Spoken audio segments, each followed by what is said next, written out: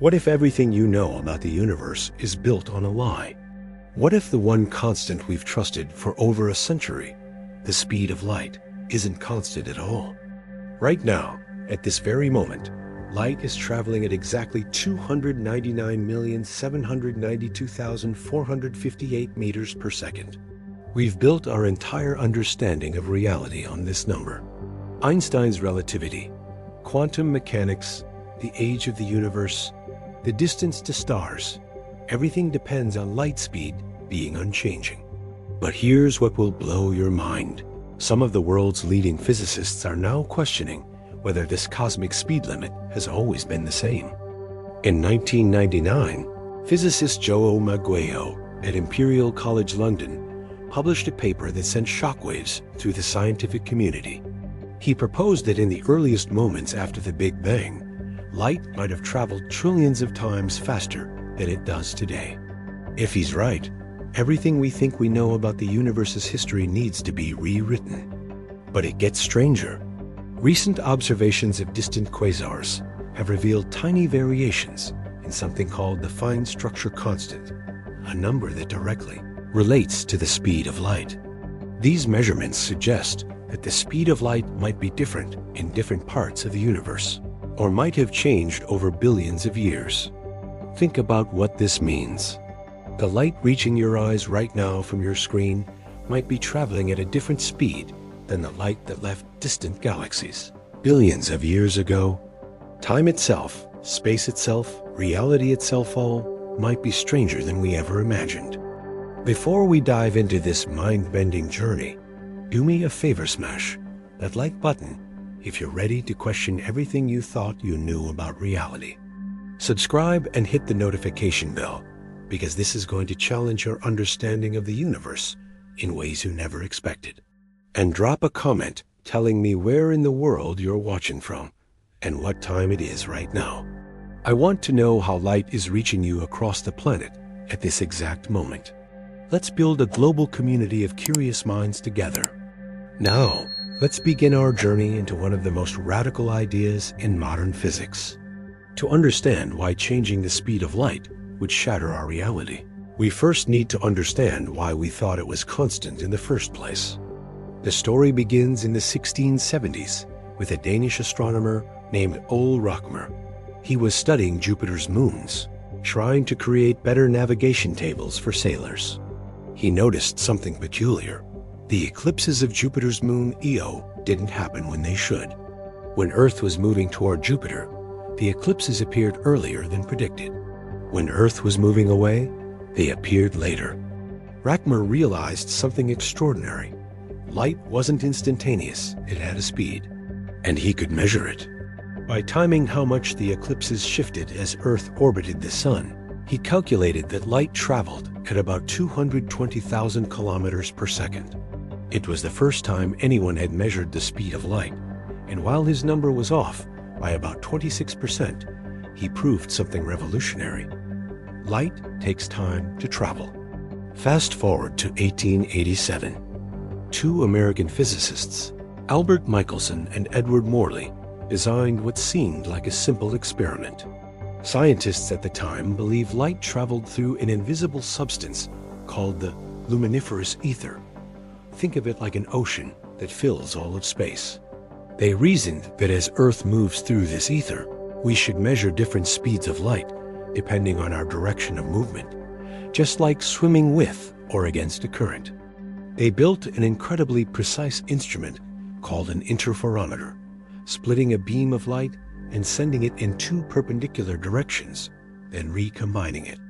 If Earth was moving through the ether, a light beam should take different amounts of time to complete their journeys, creating an interference pattern. The result? Nothing. No matter which direction they pointed their instrument, no matter what time of day or year, light always traveled at exactly the same speed. The experiment failed to detect the ether, but in failing, it discovered something far more profound. This is where Albert Einstein enters our story. In 1905, at the age of 26, working as a patent clerk in Switzerland, Einstein published his special theory of relativity. He took the Michelson-Morley result and built an entire new physics around one radical assumption.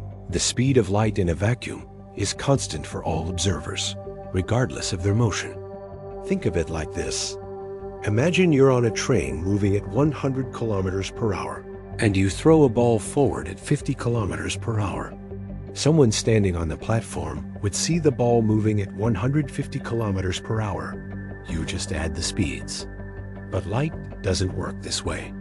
If you shine a flashlight forward on that same train, both you and the person on the platform measure the light traveling at exactly 299,792,458 meters per second.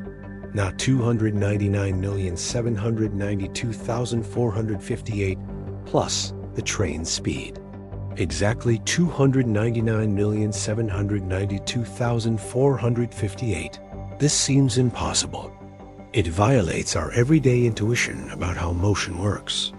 But Einstein showed that if the speed of light is constant, then something else has to give time, and space themselves must be flexible. Here's where it gets wild. Einstein's equations revealed that as you move faster, time slows down for you relative to someone standing still. This isn't philosophy or theory, it's measured reality. GPS satellites orbiting Earth have to adjust their clocks because they're moving so fast and experiencing slightly different gravity. Without these relativistic corrections accounting for time dilation, your GPS would be off by kilometers within a single day.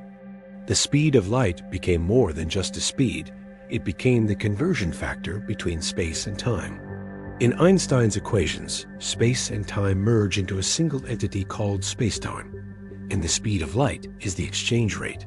When we say the speed of light is 299,792,458 meters per second, we're really saying that 1 second of time equals 299,792,458 meters of space. There are two ways of measuring the same thing. This is why physicists often use units with a speed of light equals 1. It's not just convenient, it reveals a deep truth about the universe. Light speed isn't really about light. It's about the structure of reality itself. Now here's the surprising twist that sets up our entire investigation. What if the speed of light only appears constant because of how we measure it? Here's what will blow your mind. We don't actually measure the speed of light the way you might think. When you want to measure speed, you normally do something simple: measure a distance, time how long it takes to travel that distance, and divide. Want to know your car's speed? You know the distance between 2 mile markers. You time how long it takes to travel between them. Done. But there's a problem with measuring light speed this way. To time something accurately, you need synchronized clocks at both ends of your measurement. And here's the catch. The only way to synchronize distant clocks is to send signals between them. And the fastest way to send signals is with light. You see the circular problem? To measure the speed of light, you need synchronized clocks. To synchronize clocks, you need to know the speed of light. In 1983, scientists essentially gave up on measuring the speed of light. Instead, they defined it. The meter is now officially defined as the distance light travels in exactly 299,792,458 of a second. Read that again carefully. We're not measuring how fast light travels across a meter anymore. We're using light to define what a meter is. This means something profound. If the speed of light changed, we wouldn't necessarily notice. Our rulers would change proportionally. Our clocks would adjust. We'd be like people living in a house where all the walls are slowly expanding. Everything inside expands with it, so we never measure any difference. Michael Duff, a physicist at Imperial College London, pointed out in 2004 that asking whether the speed of light has changed is actually a meaningless question, or rather, it depends entirely on what you're using as a reference point. What we can measure are dimensionless constants, pure numbers that don't depend on our choice of units. The most important of these is the fine structure constant, denoted by the Greek letter alpha. Alpha. It's approximately 1/137th, and it describes the strength of the electromagnetic force. This number is woven into the fabric of reality. It determines how atoms hold together, how light interacts with matter, how chemistry works. Here's the crucial part. The fine structure constant is related to the speed of light. If the speed of light changes while other fundamental constants stay the same, alpha would change. And unlike the speed of light, we can meaningfully ask whether alpha has changed over cosmic time. In 1999, John Webb and his team at the University of New South Wales began analyzing light from distant quasars, incredibly bright objects billions of light years away. When light from these quasars passes through gas clouds in distant galaxies, certain wavelengths get absorbed, creating a barcode-like pattern called absorption lines. The exact positions of these lines depend on the fine structure constant. Webb's team found something shocking. The absorption lines from quasars billions of light years away were shifted ever so, slightly from where they should be if alpha had the same value as it does today. The shifts were tiny changes of just a few parts per million, but they were there, and they were statistically significant. If alpha was different billions of years ago, and if the speed of light is the component of alpha that changed, then we're looking at direct evidence that the cosmic speed limit wasn't always what it is today. Think of it like this. Imagine you're watching old black and white footage of a race car going around a track. You can't directly measure how fast the car is going because you don't know the exact scale of the track or exactly how the film speed might have varied. But if you notice that the car's engine sounds different, the pitch shifted in a specific way, you can infer something about its speed relative to other things. The absorption lines are like that engine's sound a fingerprint that reveals changes in fundamental physics. Not everyone agrees with Webb's findings. Multiple teams have reanalyzed the data, with some confirming variations in alpha, and others finding no significant changes. The debate is ongoing, and it reveals something crucial about science. The most interesting questions are often the ones still being argued about. But here's your first major revelation. Whether or not the speed of light has actually changed, the fact that we can even ask the question reveals that our most fundamental assumptions about reality might be assumptions, not certainties. The universe might be far stranger and more variable than the neat, constant laws we learned in school. Now we come to one of the most radical ideas in modern cosmology. João Magueo, the Portuguese-British physicist I mentioned earlier, didn't just wonder if light speed might vary slightly. He proposed that in the first tiny fraction of a second after the Big Bang, light traveled infinitely faster than it does today. And this could solve one of cosmology's biggest mysteries. The mystery is called the horizon problem. Here's what it is. When we look at the cosmic microwave background, the afterglow of the Big Bang visible in all directions, we see that it has almost exactly the same temperature everywhere we look. About 2.725 Kelvin, give or take a few 10,000ths of a degree. Why is that a problem? Because regions of the universe on opposite sides of the sky are so far apart that light hasn't had enough time to travel between them since the Big Bang. They've never been in contact. So how did they agree on having the same temperature? It's like finding that two people who have never communicated are wearing exactly the same outfit down to the last accessory. The standard solution is called cosmic inflation, proposed by Alan Guth in 1980. Inflation says that in the first fraction of a second after the Big Bang, about y-36 seconds, the universe expanded exponentially fast, doubling in size every 10 to 38 seconds or so. During this brief moment, regions that are now on opposite sides of the observable universe were once close enough to be in contact and reach thermal equilibrium. Inflation works mathematically, and it makes predictions that have been confirmed by observations.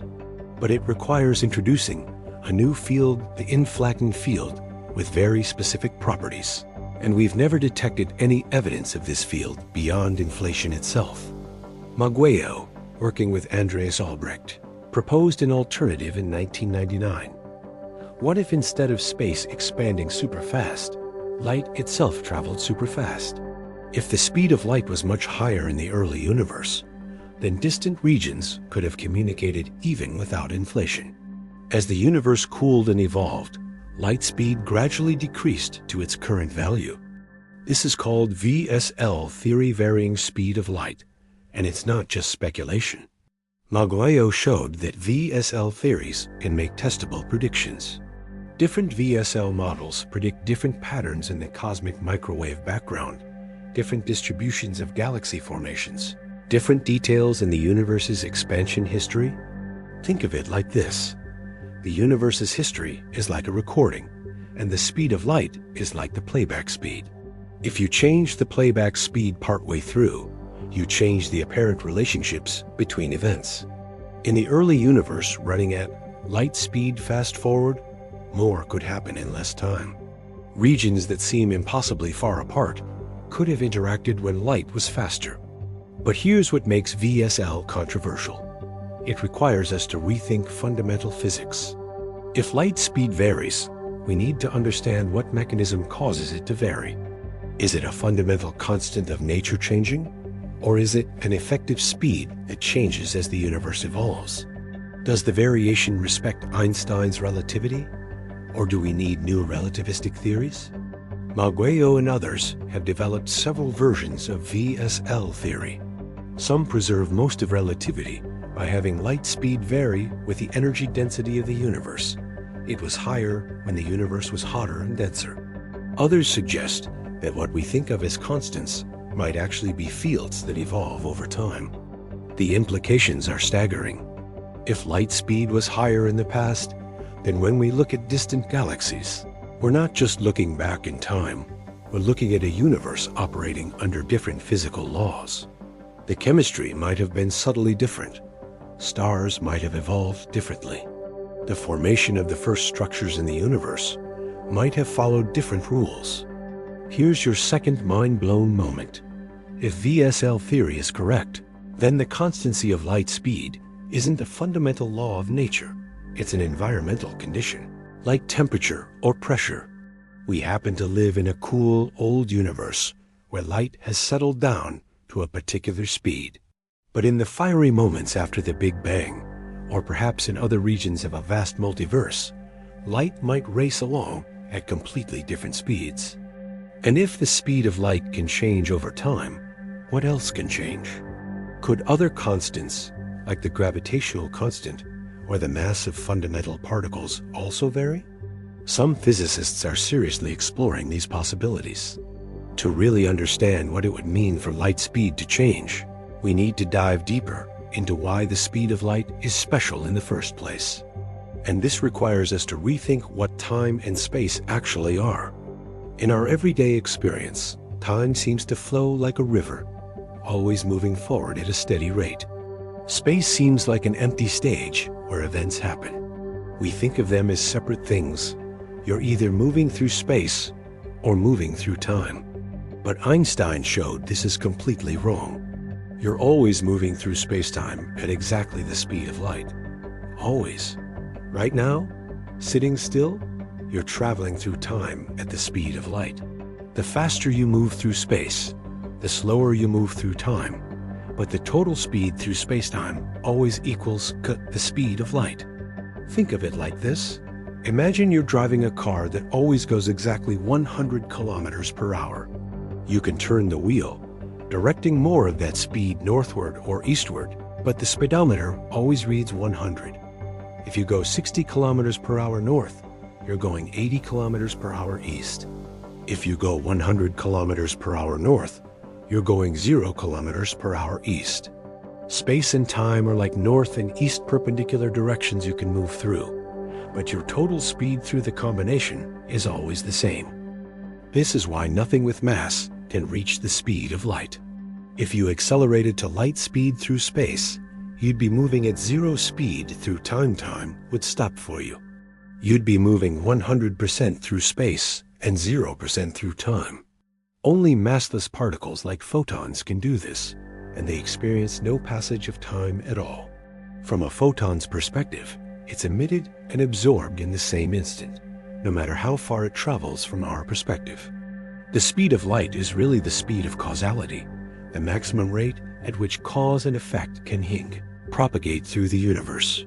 It's the cosmic speed limit, not because light is special, but because it's the speed of anything massless. And more fundamentally, it's the conversion factor between space and time built into the geometry of space-time itself. Now here's where changing the speed of light becomes philosophically profound. If c changes, the very geometry of space-time changes. Hermann Minkowski, one of Einstein's former teachers, showed in 1908 that special relativity is really about geometry in four-dimensional spacetime. The spacetime interval between two events, a number that all observers agree on regardless of their motion, is calculated using the speed of light as a fundamental parameter. Change c, and you change what distance means in spacetime. It's like changing the angle between the x and y axes on a graph.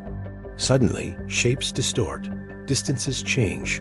What seemed perpendicular isn't anymore. If the speed of light varied over cosmic time, the very fabric of reality would be rippling and flexing like a rubber sheet being stretched and relaxed. Here's what will blow your mind. Some physicists suggest that what we perceive as the expansion of the universe might actually be equivalent to the speed of light decreasing. These are two ways of describing the same phenomenon in different mathematical frameworks. Think about it. If the speed of light was higher in the past, then looking at distant objects, which means looking back in time, we'd see light that traveled faster. The universe would appear stretched compared to what we'd expect. This mimics exactly what we observe with cosmic expansion. This doesn't mean the universe isn't expanding. Measurements from many different methods confirm that space is stretching. But it reveals something deep. In physics, different mathematical descriptions can give the same observable results. Whether you say space is expanding or light speed is decreasing might be a choice of perspective, not a statement about what's really happening. This brings us to a profound question. What is really happening? Is there a fundamental reality beneath our measurements? Or is observable reality all there is? John Wheeler, one of the 20th century's great physicists, proposed a philosophy he called it from bit, the idea that physical reality might fundamentally be information, and what we think of as physical constants might be more like arbitrary settings in the universe's operating system.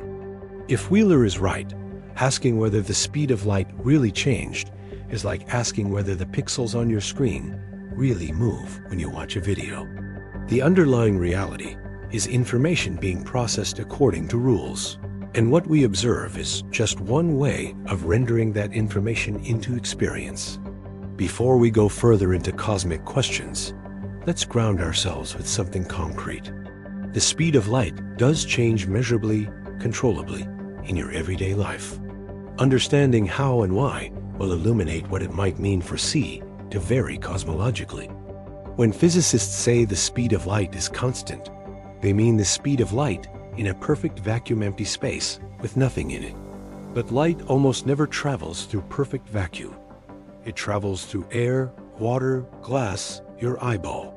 And in all these materials, light slows down. In water, light travels at about 225,000 kilometers per second, roughly 75% of its vacuum speed. In diamond, light crawls along at less than 124,000 kilometers per second, less than half its vacuum speed. The ratio of light's vacuum speed to its speed in a material is called the refractive index. Why does this happen? Here's the beautiful microscopic story. When light enters a material like glass, it's interacting with atoms. The oscillating electromagnetic field of the light wave shakes the electrons in the atoms, causing them to oscillate. These oscillating electrons then emit their own light waves. The combination of the original light wave and all the emitted waves from the atoms interferes to create a wave that appears to travel slower. Think of it like running through a crowd. You're constantly being jostled, delayed, redirected. Your path becomes longer and more complicated, So even though you're running at the same speed, your effective progress through the crowd is slower than it would be in open space. But here's what's fascinating. Between the atoms and the tiny empty spaces, light is still traveling at exactly c. The slowdown is an emergent property of light interacting with matter, not a fundamental change in light speed itself. Or is it? In 1999, Lin Hao at Harvard University did something extraordinary.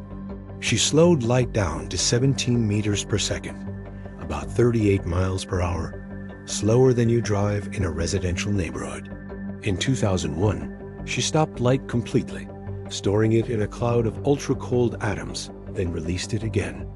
Hao did this by creating a Bose-Einstein condensate, a special state of matter where atoms are cooled to within a millionth of a degree above absolute zero and begin acting like a single quantum object.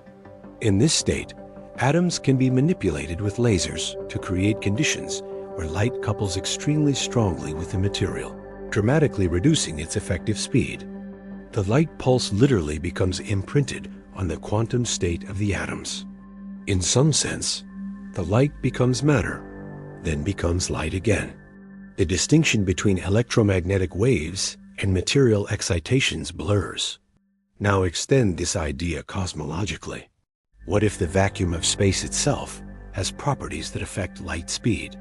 Quantum field theory says that what we call empty space isn't truly empty. It's filled with quantum fields constantly fluctuating, with virtual particles briefly popping in and out of existence. Could these quantum properties of the vacuum have been different in the early universe? When the universe was denser, hotter, filled with exotic fields that have since decayed? If so, the vacuum speed of light might have effectively been different, not because the fundamental constant c changed, but because space itself had different properties. This is one way to build VSL theories while preserving much of Einstein's relativity. You're not changing the fundamental geometry of spacetime, but you're allowing the properties of the vacuum to evolve as the universe evolves. Here's another mind-blowing observation. In materials with very specific properties, light can be made to travel faster than c, or at least part of it can. In 2000, Lijun Wang and colleagues at the NEC Research Institute in Princeton sent light pulses through a specially prepared chamber of cesium gas. The peak of the pulse exited the chamber before it entered, arriving 62 nanoseconds early. Does this violate relativity? No, and here's the subtle reason why. The speed that exceeded c was the group velocity, the speed at which the peak of the pulse travels. But information can't be encoded in a single peak. To send a signal, you need to modulate the wave, create variations. These variations travel at the signal velocity, which never exceeds c. Think of it like this. Imagine ocean waves approaching a beach. You could identify the wave with the peak and track how fast the peak moves. But the water molecules aren't moving at that speed. They're mostly moving up and down. The peak is a pattern, not a thing. Similarly, under special conditions, the pattern of a light wave can move faster than c, while the actual information it carries respects the speed limit. This reveals something crucial. When we talk about the speed of light, we need to be precise about what we mean. The phase velocity? Group velocity? Signal velocity? In normal circumstances, these are all the same. But in exotic situations or materials, they can differ dramatically. Now we venture into one of the strangest predictions of relativity, a place where the connection between light speed and space-time geometry becomes impossible to ignore: black holes. A black hole is what's left when a massive star collapses under its own gravity. The mass compresses into a smaller and smaller volume, and the gravity becomes stronger and stronger. Eventually, something extraordinary happens. The escape velocity, the speed needed to break free from the gravitational pull, exceeds the speed of light. At this point, an event horizon forms. It's not a physical surface. There's nothing material there. It's a boundary in space-time itself, defined by a single property. Light trying to escape from inside this boundary can't make outward progress. Space itself is falling inward faster than light can swim outward. Think of it like this. Imagine you're in a river, swimming upstream. The current gets faster and faster. At some point, the current exceeds your swimming speed. No matter how hard you swim upstream, you're swept backward. The event horizon is like that point for light, except instead of a water current, it's space-time itself flowing inward. Stephen Hawking showed in the 1970s that black holes aren't completely black. Due to quantum effects near the event horizon, black holes emit radiation now called Hawking radiation. Over enormous timescales, this radiation causes black holes to evaporate. But here's what's crucial for our discussion. Near a black hole's event horizon, the geometry of spacetime becomes extremely warped. Time slows down relative to distant observers. From the perspective of someone far away, you would never quite see something cross the event horizon. It would appear to slow down, freeze, and fade as time dilation became infinite. The speed of light, as measured locally, is always c, but the effective speed of light, as it appears to a distant observer watching something near a black hole, can be much slower. It's as if light is struggling against a current, and as it approaches the horizon, it makes less and less progress outward, despite traveling at c locally. This isn't the speed of light changing. It's space-time geometry becoming so curved that the concept of speed becomes observer-dependent in dramatic ways. Now here's where it connects to variable light speed theories. Some physicists have proposed that what we call a black hole might be mathematically equivalent to a region where light speed approaches zero. In 2009, physicist Sabine Hossenfelder explored models where gravity could be reinterpreted as variations in the effective speed of light. In regions of strong gravity, light speed effectively decreases. Taken to the extreme, an event horizon is where this effective light speed goes to zero. This is a reformulation of general relativity in different mathematical language. It doesn't change the predictions, but it offers a different conceptual framework. Instead of curved spacetime, you have variable light speed in flat spacetime. Why does this matter? Because it suggests that the deep connection between gravity, spacetime curvature, and light speed might work both ways. If gravity can be understood as variable light speed, maybe variable light speed on cosmic scales has gravitational effects. This idea has profound implications for cosmology. The universe's expansion is accelerating. Galaxies are being pushed apart by something we call dark energy, which makes up about 68% of the universe's total energy content. We have no idea what dark energy is. It's one of the biggest mysteries in physics. Some VSL proponents have suggested that if the speed of light is decreasing over cosmic time, this could mimic the effects of dark energy. As light speed decreases, the effective rate at which we measure time changes, which could make the universe appear to be accelerating, even if it's not. This is highly speculative, and most physicists don't think VSL will solve the dark energy problem. But it illustrates how fundamental the speed of light is to our understanding of the universe. Change it, and everything else shifts. Here's your third mind-blown moment. Every constant in physics is connected to every other constant through the laws of nature. The speed of light connects to the strength of electromagnetism, which connects to how atoms form, which connects to how stars shine, which connects to cosmic structure. Pull on one thread, and the entire tapestry of reality reshapes itself. We've been discussing light mostly as a wave, but quantum mechanics revealed something strange about light. It's also a particle. Photons, individual packets of electromagnetic energy traveling through space. The photoelectric effect, explained by Einstein in 1905, the same year as special relativity, showed that light transfers energy in discrete chunks. When light hits a metal surface, it can knock electrons loose, but only if the light's frequency is high enough. Increasing the intensity of low-frequency light doesn't help. You need higher frequency, which means higher energy per photon. This wave-particle duality is at the heart of quantum mechanics. Light is both wave and particle, or more accurately, It's a quantum object that exhibits wave-like properties in some experiments and particle-like properties in others. Now here's where things get weird for the speed of light. In quantum mechanics, all particles are described by wave functions probability distributions that evolve according to Schrodinger's equation. These wave functions can seemingly propagate faster than light. If you have a wave function describing a particle confined to a box, and you suddenly remove one wall of the box, the wave function instantly changes everywhere, including regions arbitrarily far away. The probability distribution knows immediately that it can now spread into the newly available space. Does this violate relativity? No, because the wave function isn't a physical thing that carries information. You can't send a signal by manipulating quantum wave functions in a way that propagates information faster than light.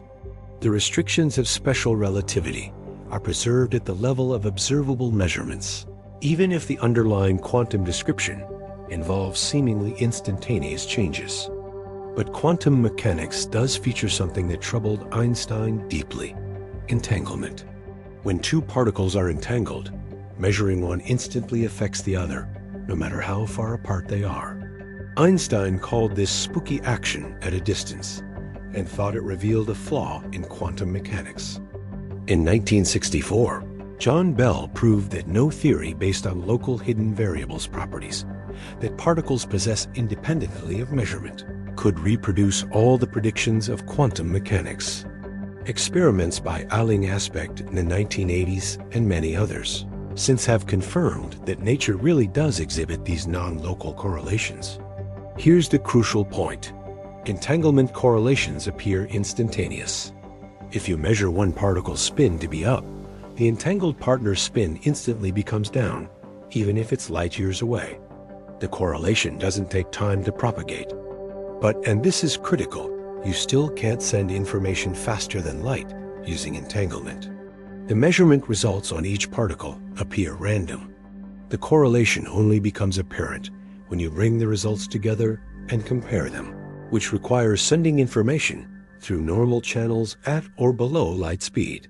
So quantum mechanics respects relativity's prohibition on faster-than-light information transfer, but it does so in a subtle way that involves seemingly instantaneous correlations that can't be used for communication. Now, what if the speed of light varied? How would quantum mechanics change? The speed of light appears in quantum mechanics through the fine structure constant, which determines the strength of electromagnetic interactions. It affects atomic energy levels, the stability of matter, chemical bonding. Essentially, all of chemistry depends on alpha having the value it does. If the speed of light increased, alpha would decrease. Remember, alpha involves C in the denominator. Electromagnetic forces would weaken. Atoms would be larger and more loosely bound. Chemistry would work differently. Biological molecules might not form or function properly. If the speed of light decreased, alpha would increase. Electromagnetic forces would strengthen. Atoms would contract. At some point, electrons would be pulled so close to the nucleus that quantum effects would dominate even more than they already do. The distinction between chemistry and nuclear physics would blur. Here's what will blow your mind. The value of the fine structure constant seems fine-tuned for life. If alpha were just a few percent different from its actual value of about 1/137th, stars wouldn't be able to produce carbon and oxygen efficiently. Water molecules would have different properties. DNA might not form stable double helices. This has led some physicists to the anthropic principle. We observe the constants to have life-permitting values, because if they didn't, we wouldn't be here to observe them.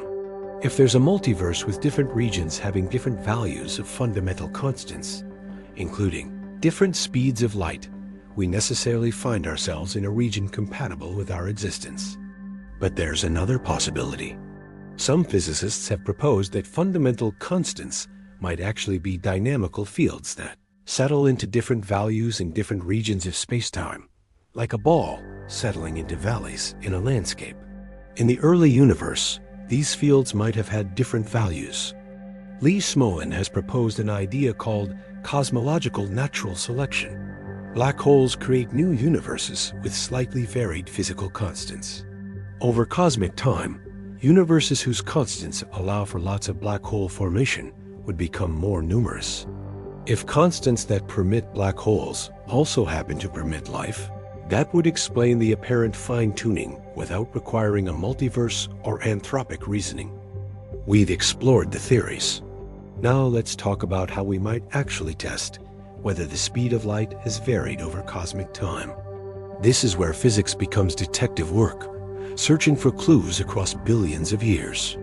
The most direct approach is what John Webb's team did: look at light from distant quasars and check whether the fine structure constant was different in the past. Quasar light that's been traveling for 10 billion years carries information about what physics was like 10 billion years ago. The technique is beautifully precise. Certain atoms in gas clouds absorb specific wavelengths of light, creating absorption lines. The exact wavelengths depend on the fine structure constant.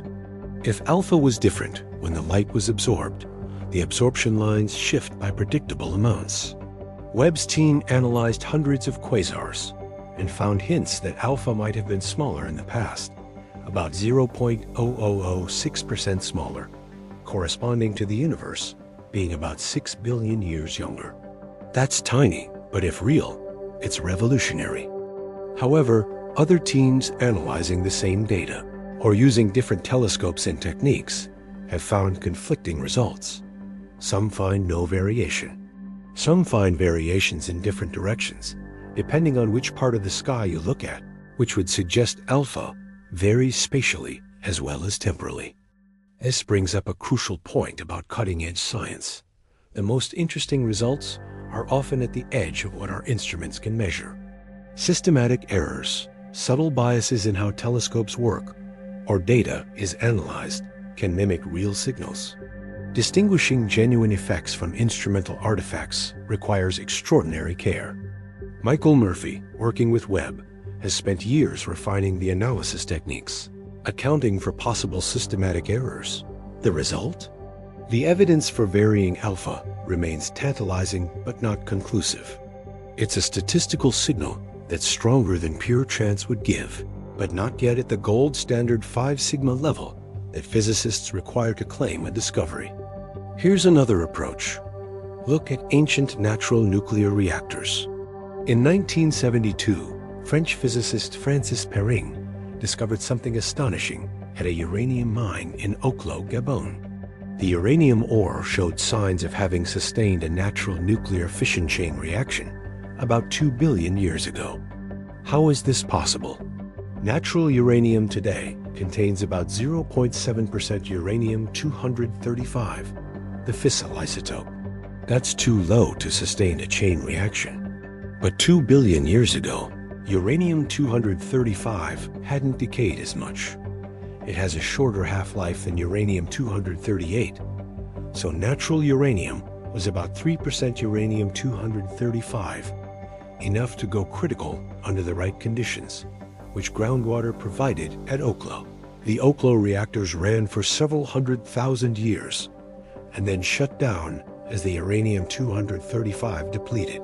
They left behind telltale isotope ratios that let us reconstruct what happened. And here's the key. Nuclear reaction rates depend on the fine structure constant. By analyzing the isotope ratios in the reactor remnants, we can determine whether alpha was different 2 billion years ago. Multiple studies of Oklo samples have found no evidence for variation in alpha, constraining any change to less than 1 part in 10 million over the past 2 billion years. This doesn't rule out variation over longer timescales, but it provides a useful calibration point. Here's a third method. Study ancient light. The cosmic microwave background is light from 380,000 years after the Big Bang, when the universe cooled enough for electrons and protons to combine into neutral hydrogen.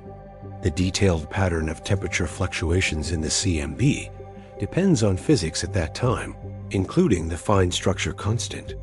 Satellites like COBE, WMAP, and Planck have mapped the CMB with exquisite precision.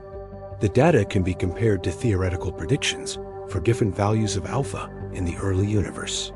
So far, the results are consistent with alpha being the same then as now, but with room for small variations.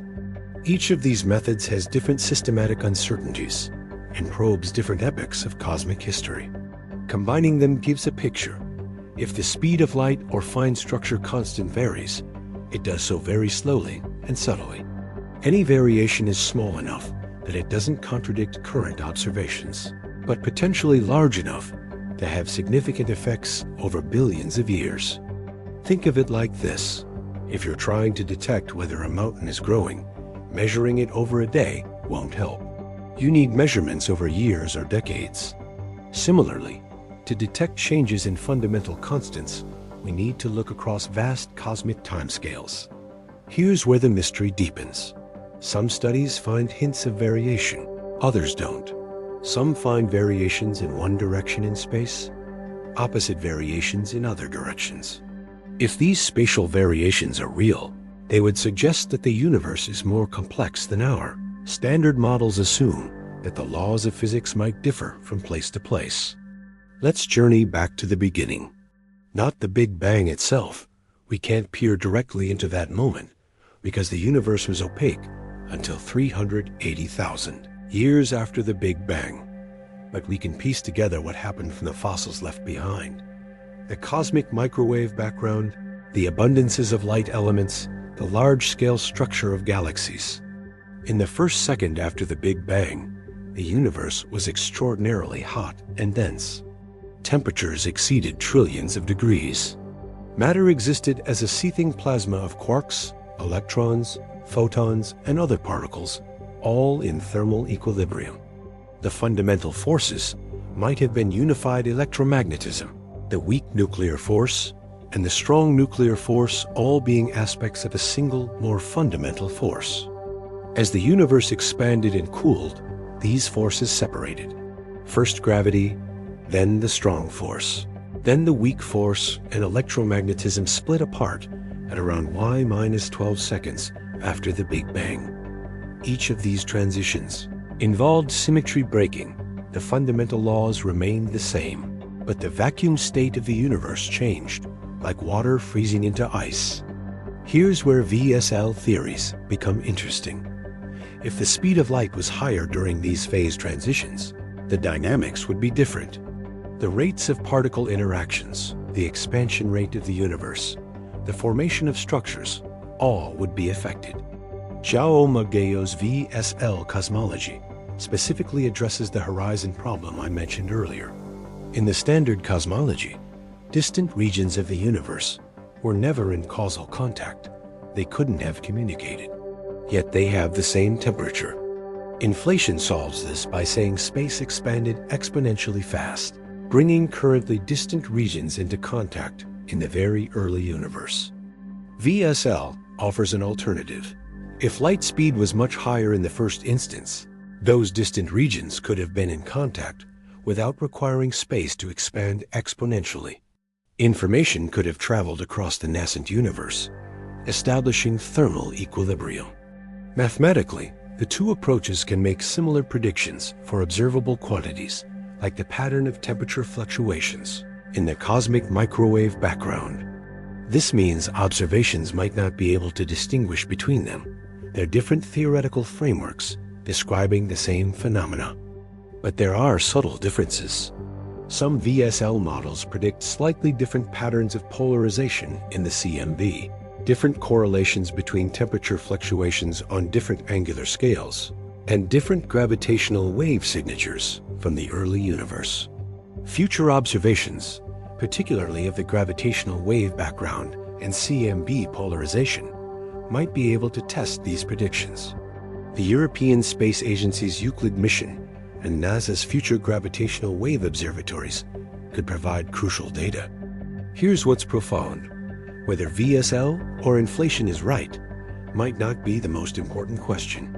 What matters is that both approaches reveal that our understanding of the early universe is incomplete.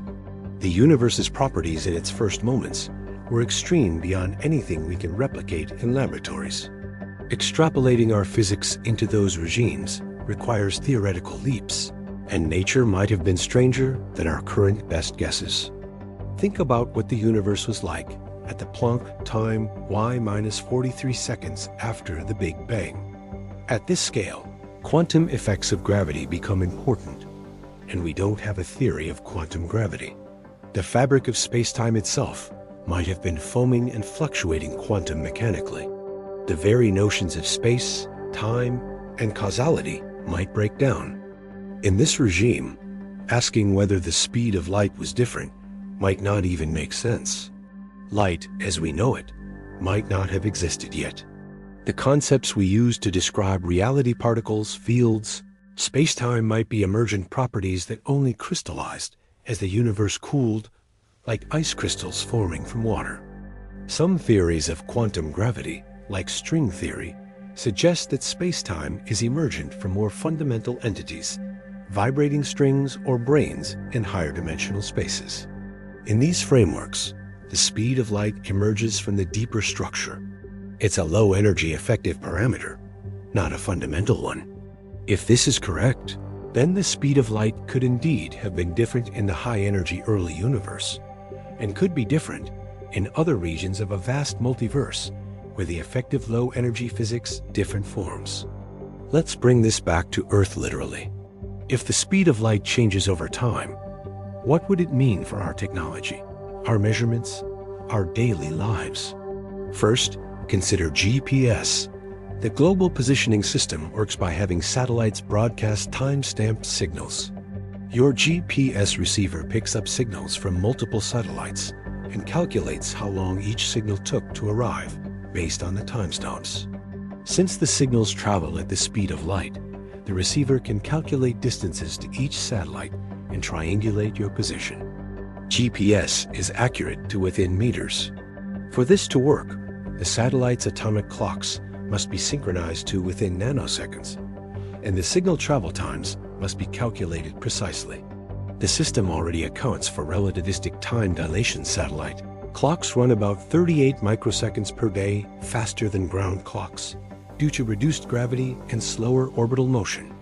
If the speed of light were gradually decreasing, GPS wouldn't immediately break. Remember, we define the meter in terms of light travel time, so our distance measurements would adjust. But there might be subtle discrepancies between measurements made at different times or in different ways.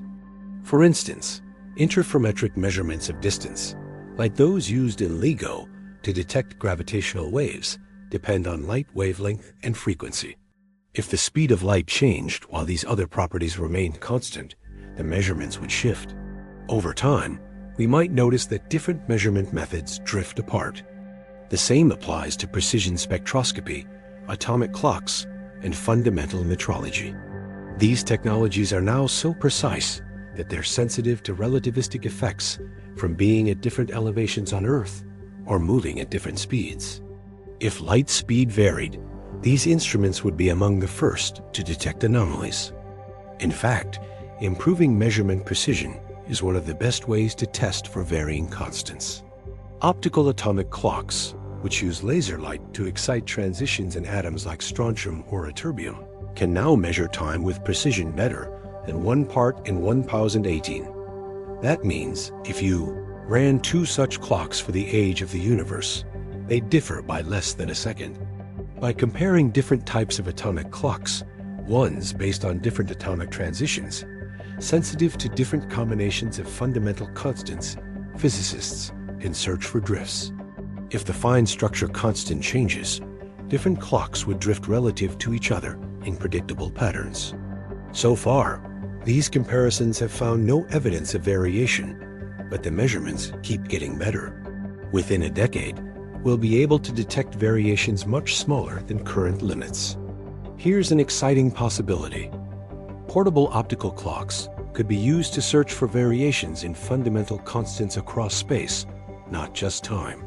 Take an ultra-precise clock to different locations, different altitudes, different positions on Earth, even different points in the solar system, and check if its tick rate relative to some reference changes.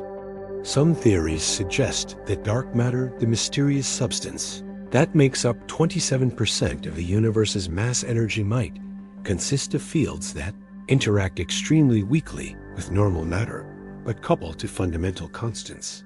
As Earth moves through the dark matter field, the local value of constants, like the fine structure constant, might oscillate with daily or annual periodicities. This is speculative, but it's testable with existing technology. Several groups are running experiments to search for such oscillations. Now here's a mind-bending thought experiment. What if the speed of light is decreasing, but all our clocks slow down proportionally?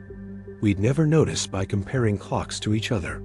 We'd only notice if something didn't scale with light speed some process whose rate depends on different constants in a way that doesn't adjust.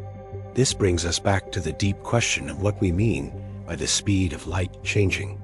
If all our measurement standards shift proportionally, is there any meaningful sense in which the speed has changed? Philosophers and physicists have debated this. Some argue that only dimensionless ratios, like the fine structure constant, have physical meaning.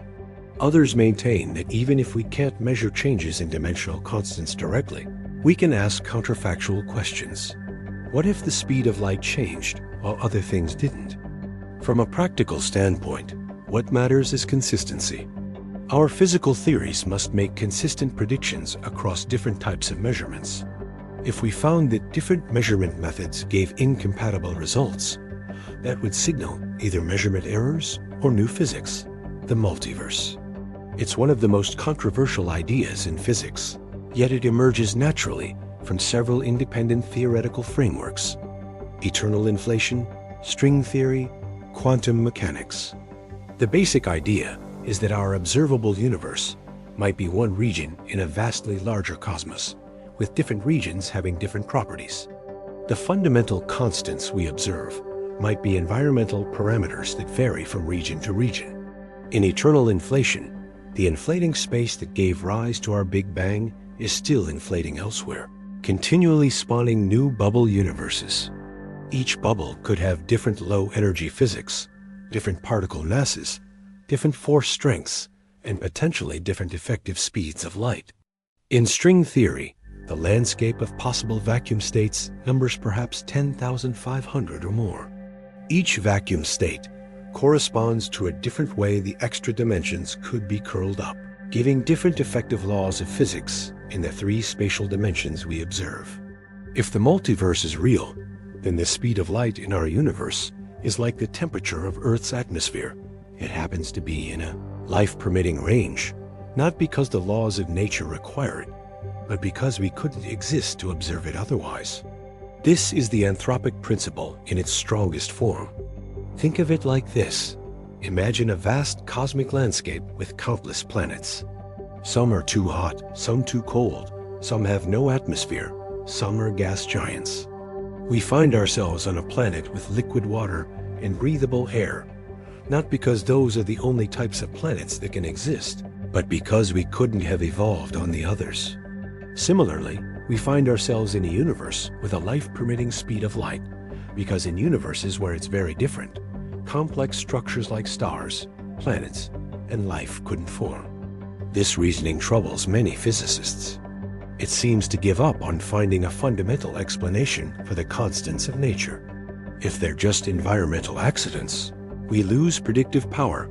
We can't calculate what they must be, only observe what they happen to be in our region. But others argue that the multiverse and anthropic reasoning might be necessary consequences of our best theories, and we need to develop new methodological tools for making predictions in a multiverse framework. Now, what would a universe with a different speed of light actually be like? If light speed were much higher, say, infinite electromagnetism would become an instantaneous action at a distance force, like Newtonian gravity. Relativity would break down. There'd be a universal simultaneity. Everyone would agree on what now means across the entire universe. Causality would work differently. Quantum mechanics would need reformulation. Stars might still form and shine, but their evolution would be different. Chemical reactions would proceed at different rates. The universe's large-scale structure would evolve differently because the causal horizon, the maximum distance information can have traveled, would be larger. If light speed were much lower, say 30 meters per second, walking speed, the universe would be a stranger place. The night sky would look different because light from distant stars would take much longer to reach us. And due to time dilation, we'd see them at vastly different stages of evolution. Electromagnetic forces would be stronger, atoms would be smaller and more tightly bound. But more radically, relativity would be obvious in everyday life. If you could run at significant fractions of the speed of light, you'd experience time dilation, length contraction, relativistic mass increase. The world would visibly distort as you moved fast. Different observers would profoundly disagree about simultaneity and the order of events. Actually, here's something amazing. We can simulate what this would look like. Physicists have created computer programs and even video games that render environments with different speeds of light.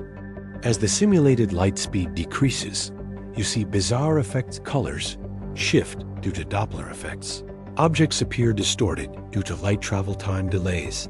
The world takes on a surreal, warped appearance. These visualizations help build intuition for relativity. They show that the specific value of light speed isn't arbitrary. It determines how the universe looks and feels to observers within it. Some science fiction has explored universes with different light speeds. Greg Egan's novel, Orthogonal, imagines a universe where the geometry of spacetime is different technically. It has a Riemannian rather than Lorentzian metric, leading to a world where the speed of light depends on its color, and all sorts of strange phenomena emerge. Such thought experiments aren't just entertainment. They help physicists understand which features of our universe are necessary consequences of deep principles, and which are contingent on the specific parameter values. Here's your fourth major revelation. The universe we inhabit is one possible solution to the equations of physics. Other solutions might exist with different constants, different dimensionality, different particle content. Our universe's particular configuration, including its speed of light, might be a frozen accident, a random outcome of cosmic evolution, or the result of deeper selection principles we don't yet understand. You live in a time when we can seriously ask whether the speed of light changes over time and design experiments to test it. A century ago, this would have been pure philosophy. A century from now, we might laugh at what we didn't know, or we might have confirmed truths that seem impossible today. Fifth, recognize your significance. In a universe where the fundamental constants might be arbitrary or might vary from place to place in a vast multiverse, the fact that you exist here and now in a region with just the right parameters to allow for stars, planets, and life is extraordinary. You might be one of countless conscious observers across a multiverse, each experiencing a universe with different laws. Or you might be part of a unique reality where the constants are what they are for deep reasons we don't yet understand. Either way, your existence is not mundane. You are a complex pattern of matter and energy that has organized itself into a system capable of understanding its own existence, contemplating the nature of light and time, and marveling at the cosmos. The universe has spent 13.8 billion years arranging atoms into the specific configuration that is you. Every photon that enters your eyes carries information that your brain processes, building a model of reality. You are, in a very real sense, the universe examining itself. Here's your fifth and final mind-blown moment. The speed of light might be the universe's way of limiting how fast information can flow, ensuring that causality makes sense and that conscious observers like you can exist. If information could propagate instantaneously, the universe might collapse into paradox. The cosmic speed limit might be what makes reality coherent, knowable, and inhabitable. You live in a universe fine-tuned for comprehensibility, where the laws are written in mathematics we can discover, where experiments can reveal truth, where consciousness can emerge and contemplate its origins. Whether the speed of light changes or not, whether the multiverse exists or not, whether the constants are eternal or evolving, none of this diminishes the profound mystery and beauty of existence. Let's step back and see how everything connects. We started with a shocking question. What if the speed of light changes over time? This led us through measurement and relativity, through cosmology and quantum mechanics, through black holes and the early universe. We discovered that the speed of light isn't just a number, it's woven into the fabric of spacetime itself. It's the conversion factor between space and time, the cosmic speed limit, the maximum rate of causality. We learned that measuring the speed of light is subtly circular. We define our units using light itself, so direct tests are impossible. But we can test whether dimensionless constants, like the fine structure constant, vary, and some observations hint that they might. We explored theories like VSL cosmology that propose light speed was higher in the early universe, solving cosmological puzzles without needing inflation. We saw how these ideas connect to fundamental questions about the nature of physical laws. We examined how light speed appears in quantum mechanics, in the properties of materials, in black hole physics. Everywhere we looked, C emerged as central to reality's structure. We considered the multiverse possibility, that our universe's light speed is just one option among countless others. And we observed this particular value because we couldn't exist to observe significantly different ones. We looked at current experiments searching for tiny variations in fundamental constants, using atomic clocks, quasar spectroscopy, and gravitational wave observations. Within years or decades, we'll know much more. And we reflected on what all this means personally, how you're connected to these cosmic questions through the atoms in your body, the flow of time you experience, the light that brings you information about the world. Here's the synthesis. The speed of light is a window into the deepest nature of reality. Whether it changes or not, studying it reveals how the universe works at the most fundamental level. If it's truly constant, that tells us something profound about the structure of spacetime and the necessity of physical laws. The universe would be built on eternal, unchanging foundations. If it varies, that opens up radical new physics. It suggests that what we call laws are contingent, emergent, or environmental. Reality would be more dynamic, more flexible, stranger than we imagined. Either outcome is thrilling. Either outcome expands our understanding and raises new questions. This is the beauty of science. Every answer generates new mysteries. Solve the horizon problem with inflation, and you wonder what the inflattened field is and what came before inflation. Solve it with VSL, and you wonder what mechanism varied light speed and what else might vary. The universe doesn't give up its secrets easily. Each layer of understanding reveals deeper layers beneath, and that's wonderful. It means there's always more to discover, always new frontiers. You are living at a special time in history. For most of human existence, people wondered about the stars, but had no way to understand them. In the past century, we've decoded many cosmic mysteries. In the coming century, we'll probe even deeper. The questions we're asking now about varying constants, quantum gravity, the multiverse are at the very edge of what's scientifically accessible. Future generations might look back at our era as the time when humanity first seriously grappled with the fundamental nature of reality. And you're part of that story. By engaging with these ideas, by wondering and questioning, by following the evidence and embracing uncertainty, you're participating in the grandest adventure of human consciousness, the quest to understand existence itself. Let's gaze into the future. If we confirm that the speed of light varied in the past or varies across space, what doors might that open? First, it would revolutionize cosmology. We'd need to recalculate the universe's age, the distances to galaxies, the timeline of cosmic history. Everything based on assuming constant light speed would need revision. The cosmic distance ladder, the methods we use to measure how far away things are, relies on light speed. If it varied, our map of the universe might be distorted.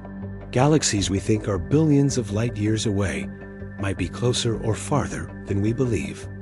Second, it might provide clues to quantum gravity. If light speed varies because of quantum properties of spacetime, measuring how and when it varies could reveal the structure of space and time at the Planck scale, the smallest meaningful distance, about y-35 meters. String theory and loop quantum gravity make different predictions about these deep structures. Variable light speed might be a window into testing these theories, helping us understand which approach to quantum gravity is correct. Third, it could impact technology in unexpected ways. If we understood the mechanism that allows light speed to vary, perhaps we could manipulate it. This is wildly speculative, but imagine being able to create regions of spacetime where light moves slower or faster. Slowing light in a controlled way is already possible in materials, and researchers have used this to develop optical buffers and quantum memory devices. If we could do it with empty space by manipulating quantum fields, the applications might include exotic propulsion systems, ultra-precise sensors, or even ways to protect against radiation by creating light speed barriers. Fourth, it might connect to the dark energy mystery. About 68% of the universe's energy is in a form we don't understand, causing cosmic expansion to accelerate. Some VSL models relate varying light speed to dark energy. If we understood one, we might understand the other. Solving the dark energy puzzle would be one of the greatest achievements in physics. It would tell us about the ultimate fate of the universe, whether it will expand forever, eventually contract, or rip apart in a big rip as dark energy grows stronger. Fifth, it could inform the search for life elsewhere in the universe. If fundamental constants vary spatially, some regions might be more conducive to life than others. We might exist in a rare island of life-permitting physics within a vast cosmos of hostile parameter values. This would affect how we think about SETI, the search for extraterrestrial intelligence. Perhaps intelligent life can only arise in special regions, and communication between such regions is limited by the cosmic speed limit in each location. Alternatively, if varying constants are common, other civilizations might have developed in environments with very different physics, leading to unimaginable forms of chemistry, biology, and technology. Now, some wild speculation. If the speed of light can change over cosmic time, might it be possible to trigger local changes through sufficiently extreme conditions? Particle colliders smash protons together at energies that recreate conditions from the early universe. If light speed was higher in the hot early universe, perhaps ultra-high energy collisions briefly create microregions where light speed differs from the surrounding vacuum. This is far beyond current capabilities, and it's unclear if it's even possible. But it's the kind of question that becomes askable once we admit that constants might not be constant. Or consider this: if consciousness involves quantum processes in the brain, a controversial hypothesis proposed by Roger Penrose and Stuart Hameroff, and if quantum mechanics relates to fundamental constants, might the subjective flow of time consciousness experiences connect to the speed of light? Could there be states of consciousness where time perception dramatically changes related to quantum effects that effectively alter how information propagates in neural tissue? This is deeply speculative, but it's an example of how fundamental physics might connect to the most personal aspects of existence.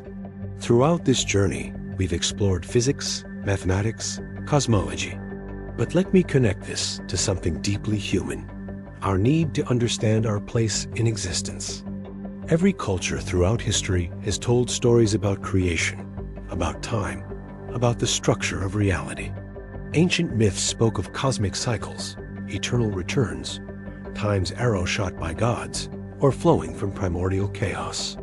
Science is our modern mythology, not in the sense of being false, but in serving the same psychological and cultural function. It's how we make sense of existence. It's our collective story about where we came from, what we're made of, how things work. The speed of light plays a special role in this story. It's not just a fact about electromagnetic radiation. It's a symbol of ultimate limits, of the boundaries of the knowable, of the structure that makes reality coherent. When you gaze at stars and realize their light has traveled for years or centuries to reach you, you're experiencing a profound connection across time and space.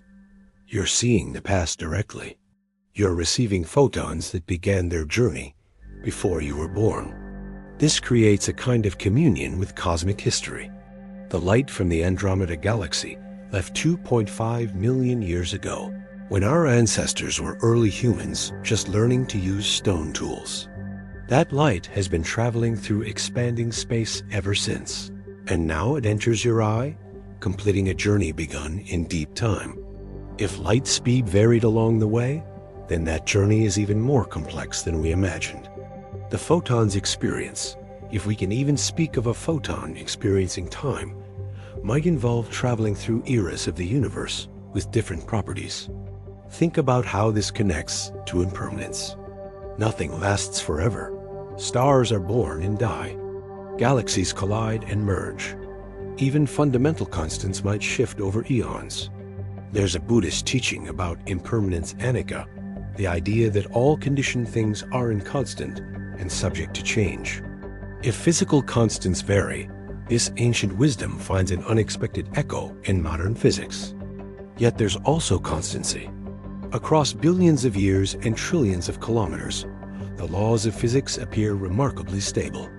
The fine structure constant, even if it varies, does so by tiny amounts. The universe is changing, but slowly, predictably. This balance between change and continuity mirrors our personal experience. You change, everyday cells die and are replaced. Memories form and fade. Perspectives shift. Yet there's a continuity of self, a thread of identity through time. Similarly, the universe evolves, expanding, cooling, forming structures, yet it does so according to laws that seem eternal. Whether those laws truly are eternal or merely very long-lived is a question we're still exploring. Here's something profound. By studying the speed of light, by wondering if it changes, you're participating in an ancient human quest, the search for what's permanent amid flux, for what's reliable in a changing world. The pre-Socratic philosopher Heraclitus said you can't step in the same river twice. Everything flows. But he also said there's a logos, a rational structure underlying the flux. Modern physics echoes this.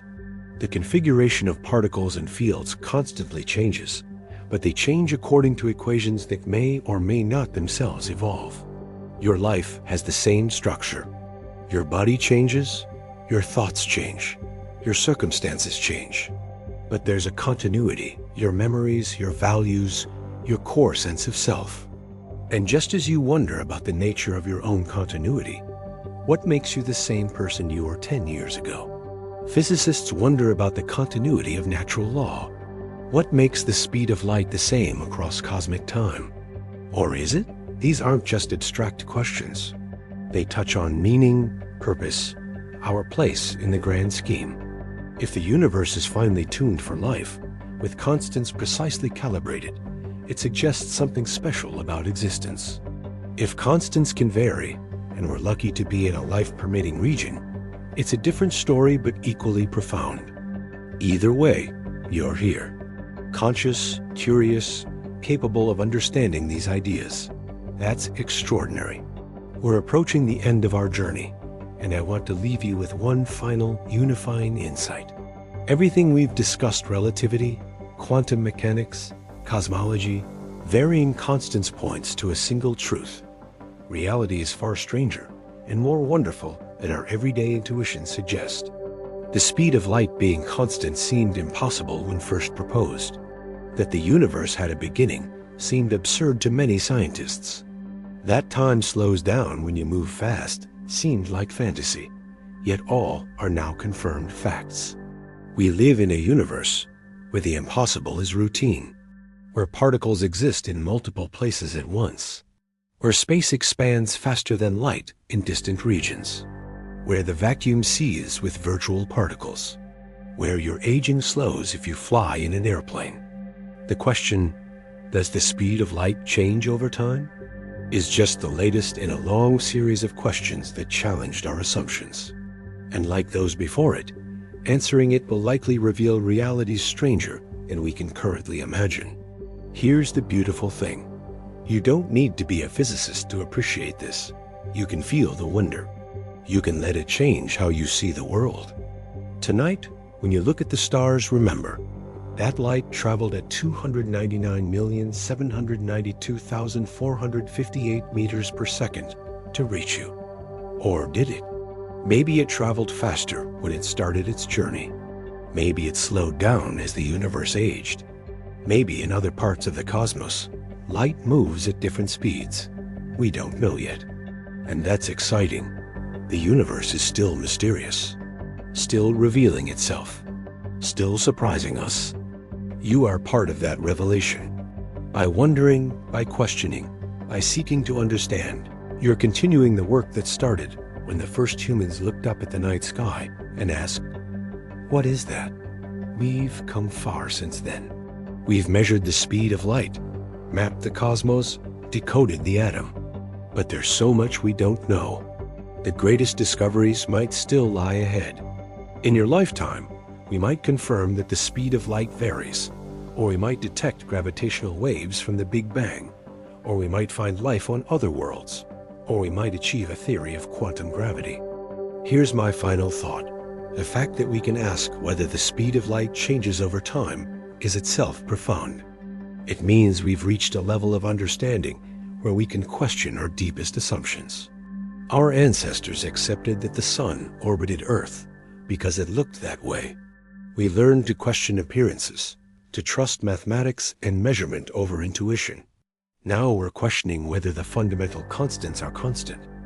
We're testing ideas that seem impossible. We're pushing at the boundaries of knowledge. And you're part of it. Every time you wonder, every time you question, every time you seek understanding, you're contributing to humanity's greatest adventure. The speed of light might change over time, or it might not. But either way, our understanding will change, will deepen, will approach closer to truth. The universe rewards this. Every question answered leads to new questions. Every mystery solved reveals deeper mysteries. And that means the adventure never ends. There's always more to discover, always new frontiers. You live in a universe of wonder, a universe where light might speed up or slow down across cosmic time, where space and time merge into spacetime, where your existence depends on exquisite fine-tuning of fundamental constants. Don't take it for granted. Look around with new eyes. Everything you see, the screen in front of you, the room around you, your own hands, is made of atoms held together by forces that depend on the speed of light having just the right value. You are a miracle, not in a mystical sense, but in a physical sense. The odds against your existence are astronomical. Yet here you are. Embrace the mystery. Embrace the wonder. Embrace the quest for understanding. And remember, in a universe where the speed of light might change over time, anything is possible. Thank you for joining me on this journey through one of physics' deepest questions. If this expanded your mind, hit that like button. Subscribe for more explorations of reality's mysteries. And share this with someone who's ready to have their understanding of the universe transformed. Keep wondering. Keep questioning. Keep seeking truth. The universe is waiting to reveal its secrets to anyone curious enough to ask.